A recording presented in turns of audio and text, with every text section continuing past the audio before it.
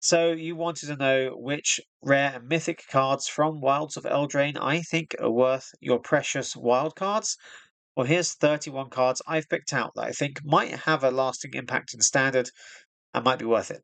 So let's get into breaking this down and going through what kinds of decks these cards work really well with.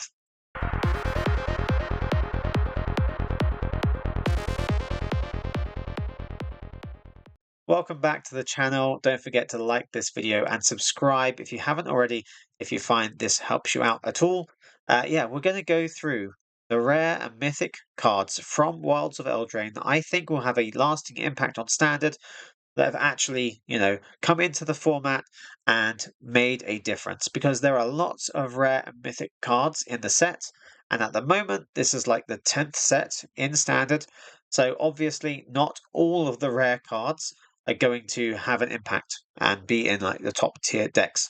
And there are like 155 different rare and mythic cards in Eldraine. Obviously, they're not all going to make a huge difference. So here's 31, which happens to be exactly 20%, 1/5 of the cards that are in the set.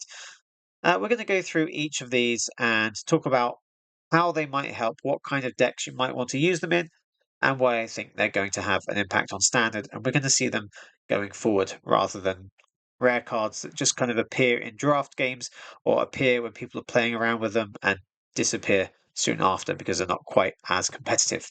So we're going to go through them color by color, and we are starting with white. So the first card I've got here is the Regal Bunnycorn. It's a 2-mana 1/1 if it's out by itself.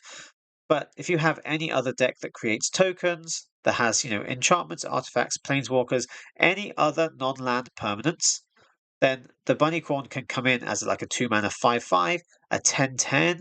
It could be anything. It could be huge. And if you can give this trample or fling it at the opponent, or give it double strike, all kinds of different things you could do, then the Bunnycorn is going to be a really, really powerful and cheap creature that you can bring back. And anything that also reanimates a creature that's mana value 3 or less, or that kind of thing, like Serra Paragon, being able to cast things from your graveyard that are smaller in theory or lower mana value, then you could bring Regal Bunnycorn back as well. So I think it's a decent card that's going to stay around in generally white aggro decks that go wide, or any other kind of token decks, because I think it adds a lot to those.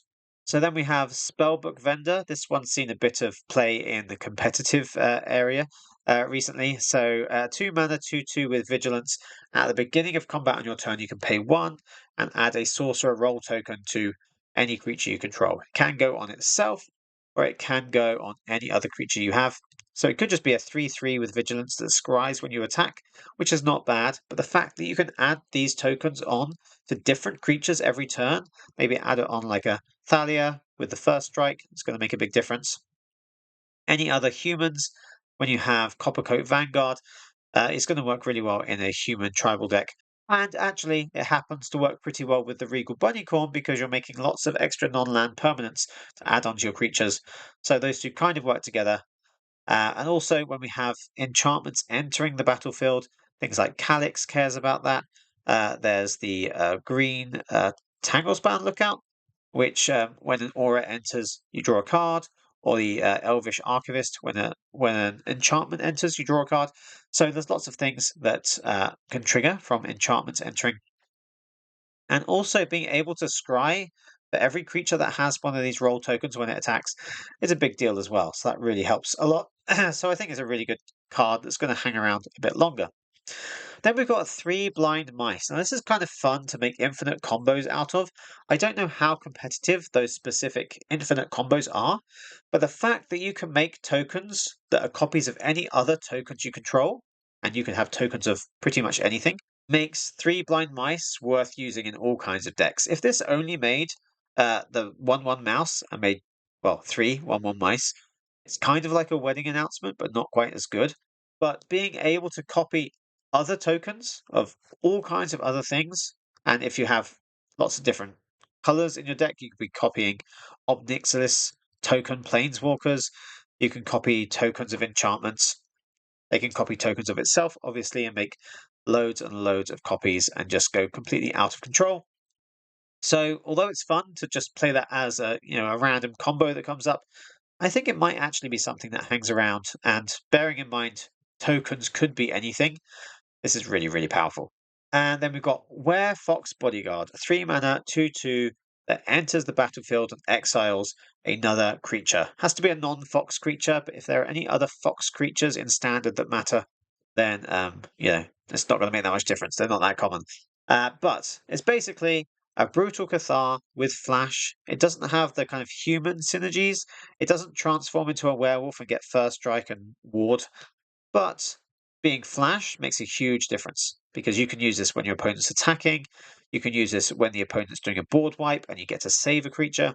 And the fact that you can just pay 2 mana to sacrifice it and gain 2 life as well, if the opponent's going to, exile it or kill it, you can actually get pretty good value out of this. And I think anywhere you might use a Brutal Cathar, if the human creature type doesn't matter, you might use this. And to be honest, you don't tend to attack with your Brutal Cathars, so having an extra synergy of added power because it's a human might not make that much difference. Maybe these will be used in human tribal decks instead of the Brutal Cathar anyway. Maybe. And then we have Virtue of Loyalty, another one that's really good for going wide. In fact, all these white cards work pretty well together. But with Virtue of Loyalty, you can do the 2 mana instant, create a 2/2 white knight with Vigilance, which is 2/2 with Vigilance for 2 mana at instant speed. Isn't bad by itself, but then being able to cast for 5 mana the Virtue of Loyalty enchantment and add a +1/+1 counter onto each creature you control at the beginning of your end step and untap those creatures as well. So it kind of gives them vigilance. Is basically like a Broker's Ascendancy, but a lot easier to cast. And it has the added benefit of untapping. It doesn't add counters onto Planeswalkers like Broker's Ascendancy does. But the fact that it's so easy and white is a really good color for creating lots of tokens and a really wide board, then the +1 counters being added every turn going to be really, really big for white decks. So I think Virtue of Loyalty is going to be hanging around for quite a while as well. And then we've got Sleep Cursed Fairy, our first blue card. 1 mana, 3/3, flying, ward 2, which is amazing. It does come in with 3 stun counters on it, and you can pay 2 to untap it or remove a stun counter if it still has stun counters on it. So it can be slow at the beginning. It's not going to be doing damage immediately, but this works really well in, a blue control deck. It obviously goes really well in fairy decks as well, but also any other combo deck that requires untapping or tapping for mana to make infinite mana over and over again. There's lots of different things we could see Sleep Cursed Fairy go into, so I think we're going to see that hanging around for quite a while as well. And then we've got Virtue of Knowledge. So it's the blue virtue with an instant that will copy an activated or triggered ability you control and choose new targets if you need to. Now, this could be any activated or triggered ability, and there are lots of them to choose from. But some of the really fun ones are the Planeswalkers' strongest abilities. It goes really well with Jace if you're doing -5 with Jace to mill the opponent, and you can pay 2 mana to double that ability. So you're going to mill, instead of milling 15, you're going to mill 30 cards in one turn and only spend 2 mana on it. So that works really well. But then you also have the enchantment side, where a permanent entering the battlefield causing triggered abilities will trigger an additional time. So it's a bit like Elesh Norn, Mother of Machines, but it's harder to get rid of because it's not a creature. It doesn't have the added ability of Elesh Norn to shut down the opponent's ETB triggers, which is admittedly really good, but like I said, it can just be killed. So Virtue of Knowledge can double any ETB triggers, and there are lots of ETB triggers in Standard that do a whole wide range of things. So this can fit into all kinds of decks. And the fact that it's so versatile means it could do all kinds of things. So I think it's going to hang around for a while as well. And then we've got Horned Lock Whale, a 6 mana, 6/6 flash ward 2 creature that enters tapped if it's not your turn.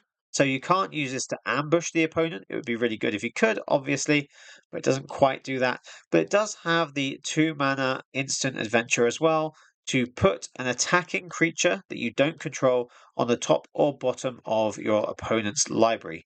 So what's really cool about this is the card advantage that's built into it. So because you have 2 spells in itself, then casting the instant adventure and then having the creature still to cast means you basically have 2 cards in one. It's early interaction to slow the opponent down and a big body at the end.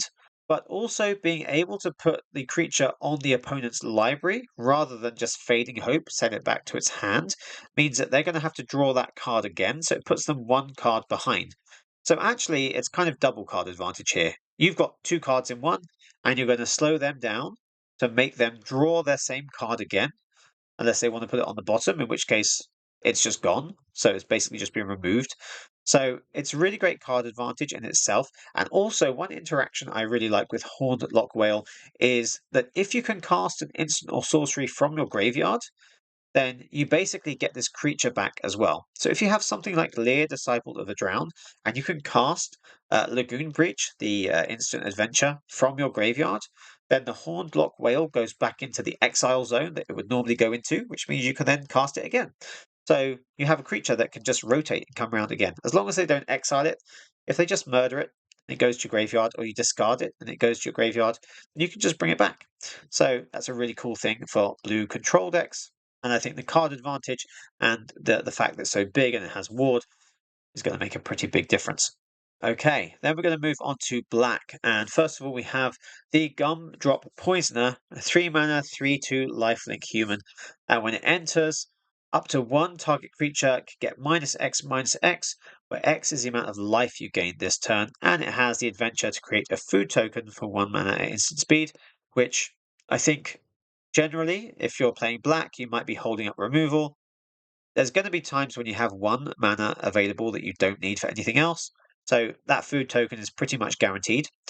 And then when it enters, yeah, you can give something -X/-X. Now you can like sacrifice the food token and gain 3 life, and then it comes in and removes something that's got 3 toughness or less. But this can also work pretty well if you just have lifelink or anything else that gains life. So if you attack with a Flesh Gorger, and whether it's blocked or you hit the opponent with it, it's still done its 3 damage or its 7 damage if it's the bigger version. And then the Gumdrop Poisoner is a really good removal spell, but also happens to be a creature as well. So I think that's going to be a pretty good one to hang around in a standard, especially when you have things that gain life at the beginning of your turn, like maybe a Shieldred. You're drawing a card, you're gaining 2 life, and then you play out the Gumdrop Poisoner, and it's instantly killing anything that has 2 toughness or less, which could be something annoying like a Skrelv that's hard to get rid of, or just, well, anything your opponent has really. And giving it -X/-X also works really well with cut down, because if the creature you're targeting is outside of the range of cut down and the -X/-X doesn't kill it, but it does make the combined power and toughness less than 5 or equal to 5, then cut down will work on it. So it kind of gives more life to cut down, gives more versatility to that very common removal spell that most black decks have anyway. So I think Gumdrop Poisoner is a pretty good creature to have around in a black deck. Then we've got Lord Skitter, Sewer King, 3 mana creature, 3/3 in power and toughness. So it's kind of competing with Graveyard Trespasser for that 3 mana slot. And generally, I would probably prefer Graveyard Trespasser, but Lord Skitter does some slightly different things. It does manage the graveyard, and it does do it without having to attack, because at the beginning of combat on your turn, and when it enters, you create a 1/1 rat, and it will then take something from the graveyard. And also, if you have other rats that are entering the battlefield, then it will take something else out the graveyard anyway. So being able to remove things from the graveyard can be really good against mono blue Djinn or anything else that cares about cards in the graveyard. Arcane Bombardment decks hate things that eat the graveyard, trust me. And yeah, any Reanimator decks as well. So lots of things you can do with taking things out of the graveyard. And it also obviously makes things really wide. So you have rat tokens you can sacrifice, which is obviously a big thing in black, also black and red. So all in all, it's a pretty good card. There are still times I'd rather have a Graveyard Trespasser, but maybe not all the time. And I think this one's going to hang around for a bit longer. It's actually a really difficult card to beat if you have a Liliana and you're waiting to sacrifice something. And as soon as Lord Skitter comes in, makes a rat, so it has a different body to sacrifice instead. So yeah, there are reasons why Lord Skitter is going to make a bit more of an impact and hang around a bit longer. Then we have the end. I had a lot of fun with the end recently because if your opponent doesn't have very many different win cons. If they have nothing but like Atalis as their top end, or if they're relying on their shield red to do all the work, you can just end them, exile it, get rid of every other one in their hand and their library, or anything else in their graveyard, and suddenly they can't cast it at all. So remove their attractors, remove their big things. If you're playing against a Jace mill deck, remove their Jace, they will quit immediately because they have no other plan. So obviously that's really good by itself, but also you have the added benefit of being able to look at the opponent's hand, see exactly what they've got there, and look at their whole library. So you can basically understand exactly what they're going to do, what kind of threats you have to deal with, maybe certain things you might have to save counter spells for if you have them, or removal, save it for the certain bigger things. And also because the most common removal in black at the moment is Go for the Throat, which doesn't deal with artifacts. Having a copy of the End in your black deck is going to help you deal with big Flesh Gorgers or Cityscape Levelers or any huge artifact creatures that you otherwise just can't get rid of. So I really like the End, and I think that's going to be around for a while longer as well. Then we have Beseech the Mirror. A bit hard to cast in anything but mono black, but still not impossible. If we could cast Invoke Despair in, multicolour decks, then Beseech the Mirror isn't too hard.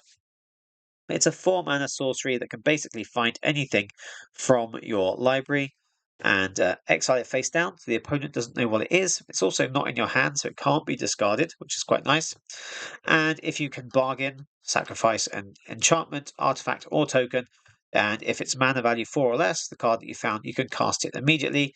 So depopulate if needed, shield red if needed, the End if needed, maybe whatever combo pieces you need for a specific deck. There's all kinds of things you can find with Beseech the Mirror. It doesn't have to be mana value 4 or less if you're not planning on casting it immediately anyway, and it's exiled face down, so it's always there, which is really nice. So I think using Beseech the Mirror in a deck that has lots of different solutions, lots of one-offs in the deck maybe, is a really great way to use that, because then you can find anything you need to fit the situation. And if it does happen to be in a multicolour deck, you don't even need to have the mana of the colour of the card you're trying to cast. If you want to just grab something like a Depopulate, you don't have to have white mana available or white lands out at the time, because you don't have to pay the mana cost if you're going to bargain as well. So I really like that about the card. I think we're going to see that quite often going forward. Then we have Ashok, Wicked Manipulator, 5-mana Planeswalker that can stop you having to pay life by exiling cards instead, which does have the -7 ability to potentially exile your opponent's whole library, which is quite fun to do, to be honest. Also, it's just card advantage with the +1 ability, a bit like Sorin, but you're not taking damage like you are with Sorin. And it can make 2 creatures rather than 1 with the first minus ability. So Ashiok is pretty good, even if you're not using the exiling cards instead of paying life part of the card.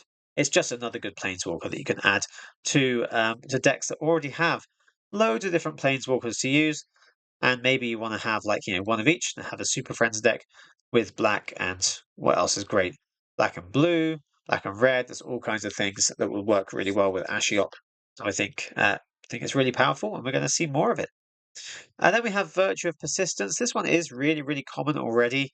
It's the 2-mana sorcery speed removal. Give something -3/-3 and gain 2 life, which is kind of good against mono red for destroying something and gaining life. And -3 is kind of the level that you need when you have maybe a Godric that's come out as a 3/3, or if you have a Feldon or a Charmed Scoundrel that's come out after a command who faces Carcassonne and it's got the +1 counter on it, and they become 3/3s, and you don't want to hit Feldon with damage, and they become too big to deal with cut down, then the fact that sorcery speed is a bit of a disadvantage, but you can still remove something and gain a bit of life at the same time.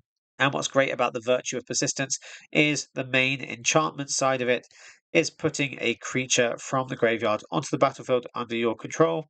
And that's from either graveyard, so you can steal your opponent's creatures. It's basically a portal to Phyrexia that happens to be black, a little bit cheaper, and doesn't make the opponent sacrifice things when it comes out, which, to be honest, is a nice part of the card. But having the 2-mana removal, so it's usable early in the game, and the fact that it's cheaper, probably more than makes up for the sacrifice 3 creatures part of Portal to Phyrexia, because if the opponent has like 3 tokens, they just sacrifice little things. If they don't have any creatures out at the time, then it doesn't get that benefit of sacrificing things anyway. So I think Virtue of Persistence we're going to see more often than Portal to Phyrexia, and obviously specifically in black decks. Okay, so we're going to move on to red. There's only 3 cards I've picked out for red here. We've got Charming Scoundrel, which is a great addition to mono-red aggro style decks, but it's also good for various things because it helps discard and draw, which can fix a bad hand, create a treasure token, which can help ramp, or add a wicked roll, which works well for adding additional non-land permanents. It's an enchantment entering the battlefield. There's all kinds of things that can trigger from that. Also, it's 1 extra damage when it gets destroyed. So you could have a 2/2 that costs 2 mana with haste, which is good enough as it is. This can basically do extra damage and has more versatility. And I've seen it used in other red decks that want to build up treasure and get bigger rather than mono red aggro that's trying to kill you by turn 4.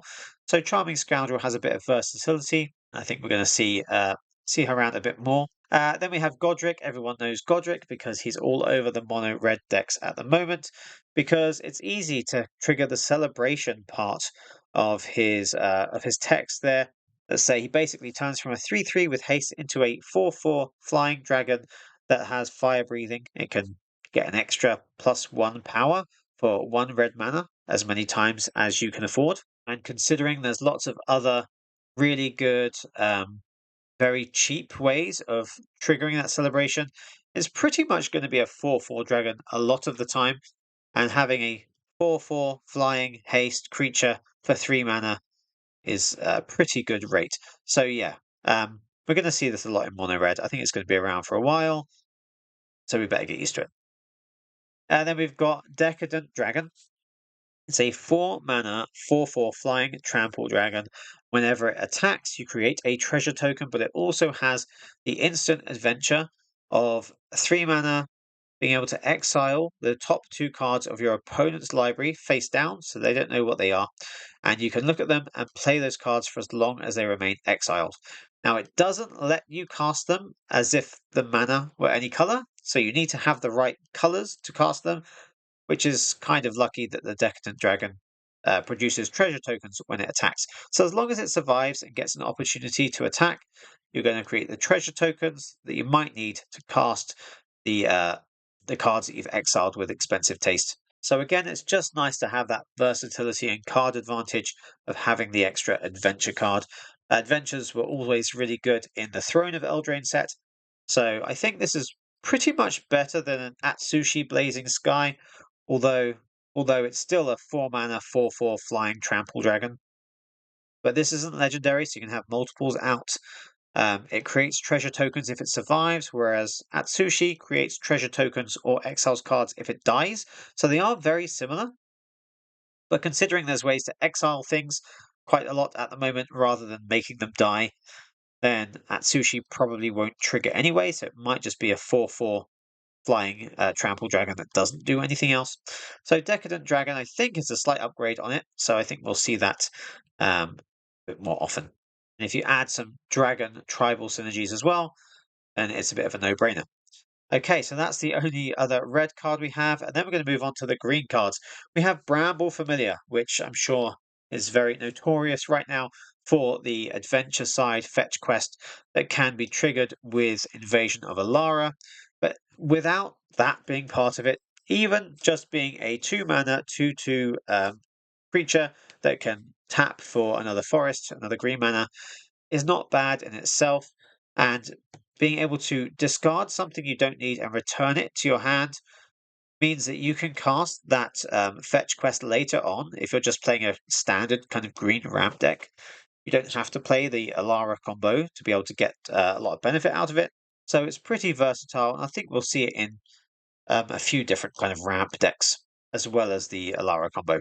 And then we have Mosswood Dread Knight, a 2 mana 3/2 trample, which by itself is absolutely great. 3/2 trample for 2 mana. I'm happy with that as it is. But then also, when it dies, you can cast it from your graveyard as the adventure, but only up until the end of your next turn. And you can cast it, as the Dread Whispers, 2-mana sorcery to draw a card and lose 1 life. If you don't cast it, then it stays in your graveyard and you can't bring it back if it's past that turn. If you do it straight away, then you can. I don't think you necessarily need to use it to draw a card straight away. You probably want to put it down just as a creature to start with, because a 3/2 trample creature is a bit of pressure as it is. The only thing that's slightly awkward about the Dread Knight is the fact that you have until the end of your next turn to cast the adventure, because if your opponent is removing your creatures, you probably want to play another creature out to play as a blocker or to, get some more control over what's happening on the battlefield. You might not want to spend time losing an extra life and drawing an extra card. But if you do, then it works out really well. Okay, we have Questing Druid, 2-mana, 1/1, which sounds terrible, but when you cast a spell that's white, blue, black, or red, you can put a +1/+1 counter on it. So basically, any other deck that has other colors in it, this creature is going to get bigger and bigger pretty quickly.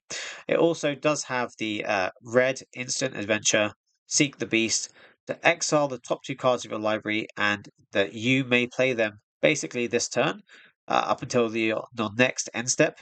So you could cast it on your turn and have till the end of this turn to cast those 2 exiled cards, or you can cast Seek the Beast on your opponent's turn, and then you get to untap and have all your mana available to cast those cards if it works out slightly better for you. It works pretty well in having multiples because casting Seek the Beast will trigger any questing druids you have out already, and it goes in a Pierre Nalaar deck and works well with Rocco Street Chef, those kind of things that care about when you exile cards.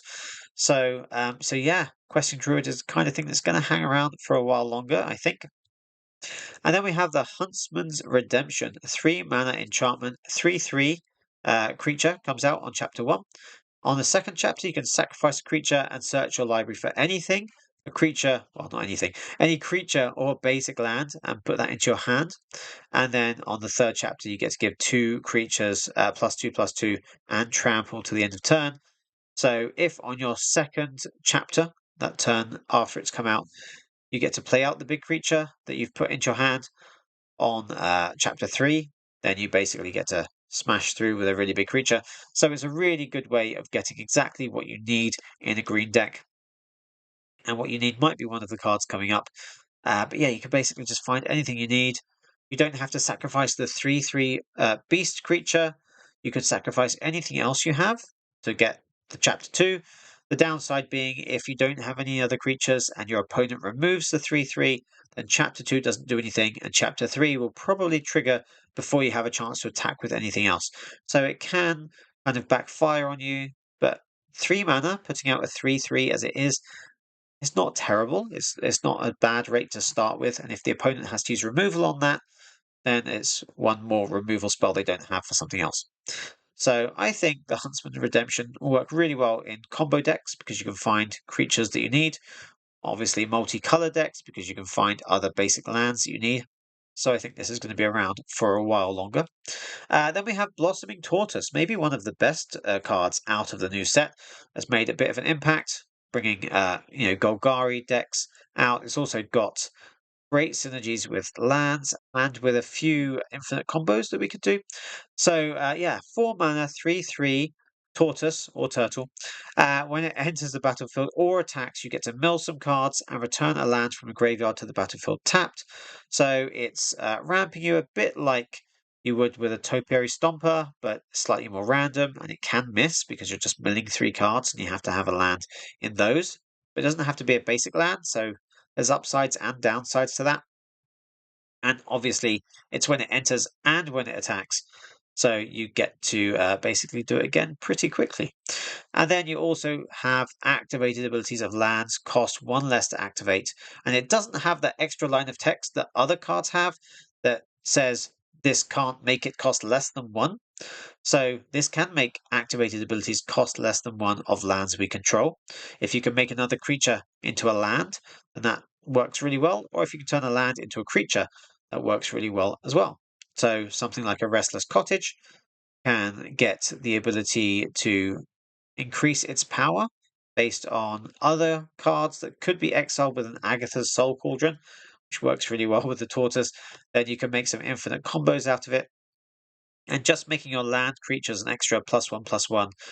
There's a few other ways in green to make land into creatures, like Ren and Realm Breaker, or Llanowar Loam Speaker, or you just have like Restless Cottage or Mishra's Foundry, or anything else that can turn a land into a creature, and you've got a more powerful creature, and obviously having the ability to activate things for 1 mana less is really, really useful. So I think Blossoming Tortoise is going to be pretty useful for a long time.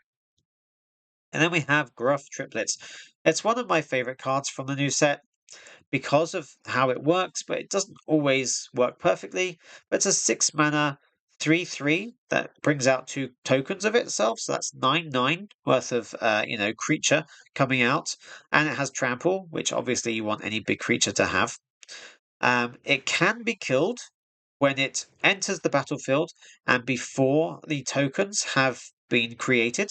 So if that happens, if your opponent plays a Gruff Triplets and you want to get rid of it quickly, kill the main one as it enters the battlefield. It'll still make the 2 not treasure. It'll still make the 2 token copies of itself, and they'll still have the same ability, but you'll have 2 rather than 3 to deal with.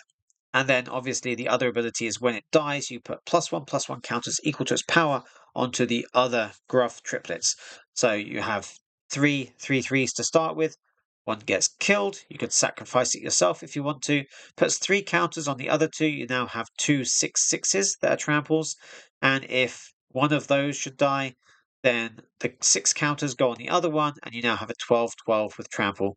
So if you just imagine that Gruff Triplets is a 6 mana 12/12 with trample with a few extra steps, you can see why it's pretty good. And if you can blink the main Gruff Triplets, the non-token version, it will make more tokens when it enters again. If you have something like Mondrak, it's going to make double the tokens. If you combo this with 3 Blind Mice, you can make extra Gruff Triplet tokens every turn. And like I said, if you sacrifice them, you can make those counters go onto each other without them having to die by removal or the opponent blocking them, because they know how it works. They don't want them to die. So if you can make them die yourself, especially at instant speed, that's going to work out pretty well. The fact that you can add +1 counters on it works with Agathas Soul Cauldron, which is really nice. And anything else that triggers or has any effect when +1 counters are added, something like Ozolith that adds an extra +1 counter, or Botanical Brawler that gets counters itself when counters are added onto other things. And Gruff Triplets will work pretty well with all those different things. And if we can boost Gruff Triplets' power, like with something that doubles its power, or just add extra +1 counters onto one of them and then that one dies, then it's not just 12/12 with trample, it's even bigger. So I like how it works. It's maybe not the easiest one to use because you kind of want to have something else to make it work better, to make one of them die, or you could just blink it if the opponent tries to kill it. There are quite a few things you can do with it. So I think it's pretty fun. Okay, so then we go on to our colourless and multicolored cards. I haven't picked out very many of these, but Agatha's Soul Cauldron, as I've mentioned already, is a really, really amazing card for triggering all kinds of combos, putting activated abilities from any creature onto any other creature with a +1/+1 counter on it. Means you can do things, like I said, with Rough Triplets, you could do things with that. You could do things with Sleep Cursed Fairy to give yourself unlimited mana. You could even combo that with Werefox Bodyguard, because if you have a Werefox Bodyguard under Agatha's Soul Cauldron and you have Gruff Triplets with +1 counters on them, then you can pay 2 mana to sacrifice one of your Gruff Triplets and you gain 2 life, and then the counters spread onto the other ones. So there's lots of things you could do with Agatha's Soul Cauldron. It works really well. It's also great for just removing things from the graveyard. If your opponent wants to reanimate something, you can remove it at instant speed by tapping Agathas Soul Cauldron, so you can completely shut down those kind of reanimator strategies. And then we have Iron Crag. It's a 2 mana artifact that can tap for an additional colorless mana. There's not that many ways we can ramp that quickly. Obviously, there are like 2 mana green creatures like Bramble Familiar that can tap for extra mana, but they don't have haste or they can't be tapped immediately. You have to wait till your next turn to tap them. So Iron Crag's a little bit faster. although the mana it adds is colorless, so it depends on what you want to cast. But having the extra ability to be able to turn it into an equipment, if you happen to draw two of these, then it's not a wasted card because you can just turn one of them into an equipment that gives a creature +3/+3. But that's only whenever a legendary creature enters the battlefield. So as long as you have legendary creatures, Iron Crag duplicates won't be wasted. So they're one I've seen people use more often. It also just helps you ramp into a Shieldred on turn 3 because you play it on turn 2. And if you hit your land on turn 3, you then have 4 mana to be able to cast something like a Shieldred or maybe a Beseech the Mirror. You could even tap the Iron Crag for the colorless mana. If you have 3 other blacks, you could cast Beseech the Mirror and you can bargain the Iron Crag to get rid of it. And then you just have any 4 mana spell in your whole deck that you can cast on turn 3. So Iron Crag is really useful for that kind of thing. And then we have the Goose Mother. It's an X green and blue creature. It comes out as a 2/2 with X +1/+1 counters on it. So basically, whatever you've paid for this in terms of mana, if you paid 10 mana overall, it's going to come out as a 10/10, and it makes half X food tokens rounded up. That could make a bunch of food as well. Whenever it attacks, you can sacrifice a food if you do draw a card. So having a big flying creature and the ability to either gain life by having the food tokens just sacrificed the normal way, or turning that 3 life into a card that you don't even have to pay for because it's just whenever the Goose Mother attacks, then there's lots of great things you could do with this. And if you're able to create a very large amount of mana um, by various means, then you can make a very, very big creature. The only problem is you don't want to put a huge amount of um, mana invested into one creature that could potentially just die to a go for the throat. But if it does, at least you've still made loads of food tokens. So you have something else that you can bargain, something else you can sacrifice to gain some life. So it does still leave some value, even if it is removed immediately.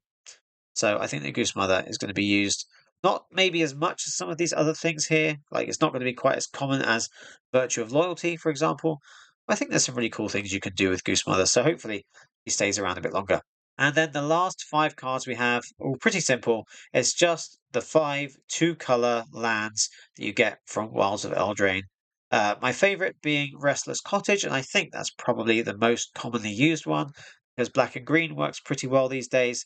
And like I said, with the tortoise, this cottage gets bigger and it can be activated for even less.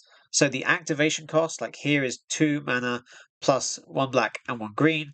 With the tortoise out, it would only cost 3 mana in total instead of 4, and it would come out as a 5/5 instead of a 4/4. So you can see why, if the tortoise is a good creature, then the Restless Cottage becomes a really good land to have with it as well. But the other lands are also pretty good, and if you don't have very many 2-color lands in these colors at the moment, then being able to add a creature land is going to be pretty useful. They do all have slightly different activated costs and abilities. So the Restless Vinestalk is 5 mana to turn into a 5/5 with trample, and it makes something else base power and toughness 3/3. So if you have something that's pretty small, you can boost that up as well. We have the Restless Bivak, which only costs 3 mana to activate, becomes a 2/2 that can add a +1/+1 counter on something when it attacks, on itself, or something else. We've got the Restless Spire, which is only 2 mana to activate and becomes a 2/1 with first strike on your turn, and whenever it attacks, you get to scry 1, which is pretty useful.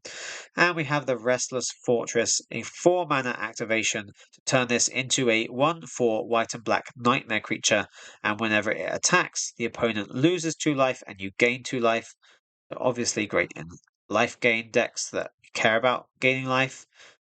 Things like Gumdrop Poisoner that, does some removal when you've gained some life that turn. That kind of thing also helps. And if you're draining out the opponent with something like a Shieldred or an Ariat of the Cursed Apple, those kind of things that just drain the opponent slowly over time, and getting an extra 2 guaranteed life loss on the opponent, no matter whether they block the Restless Fortress or not, is nice just to get that kind of in at the end as well. So that's the 31 rare and mythic cards I think are really good from Wilds of Eldraine. I think they're going to be around in standard for a bit longer.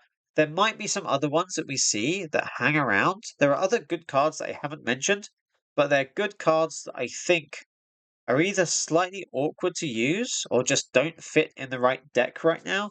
So you might see other people using, um, any other rare or mythic cards from Eldraine.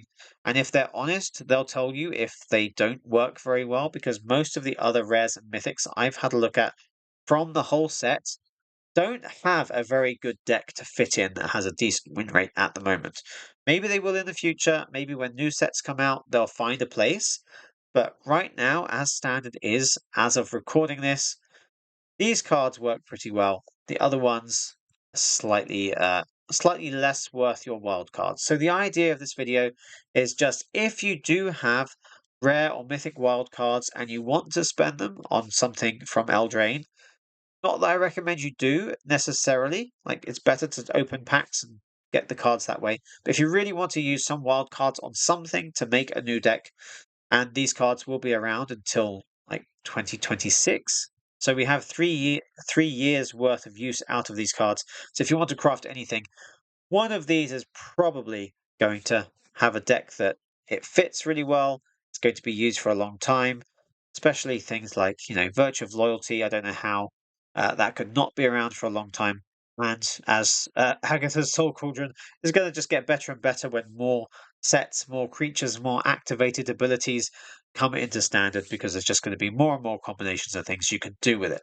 So that's all about the Eldraine cards. Now, obviously, in standard at the moment, there are 9 other sets that are legal, from Midnight Hunt all the way up to Aftermath. And I can't go through all of those 9 in separate videos. Well, maybe I could, but it might be a lot of videos on basically the same thing. But what I've done is I've put together a list of all of the rares and mythics that I think are worth your wild cards from all of standard, including all those other 9 sets, back all the way to Midnight Hunt. And I've got them as part of one of the bonuses on my Patreon and Discord community that I've recently launched. So there is a chance I might make future videos that go through those cards. It's hard to fit that into my schedule, so that's why I've got this whole spreadsheet of all the cards and how worthwhile I think they are to craft. So if you want to have a look at that, you can head over to my Patreon, and if you go in at the lowest level, you'll get access to that spreadsheet that has all of those cards, which is at the moment over 200 rares and mythics that I think are worth spending wildcards on if you have them. And that is going to be updated as new cards come out, as current rares and mythics find a new place in future decks, they will be added as well. So it's a living and breathing document that gets added to. So check that out if you want to, but whether you do or not, don't forget to like this video if you found it helpful, and subscribe to the channel if you want to see more like this. And tell me in the comments what you think about the cards I've picked. Do you think any of them are not going to have a place in standard, or do you think there's any other obvious cards I've missed out? Let me know, because I'd love to hear what you think. And if you want me to make videos on the other sets, going all the way back to maybe Midnight Hunt, or maybe not that far back, maybe just the last 4 or 5 sets, let me know in the comments as well, because if there's demand for it, I should be able to add those in as well, find space to make those videos. So thanks for watching this one to the end. Hope you liked it, and I will see you in the next one.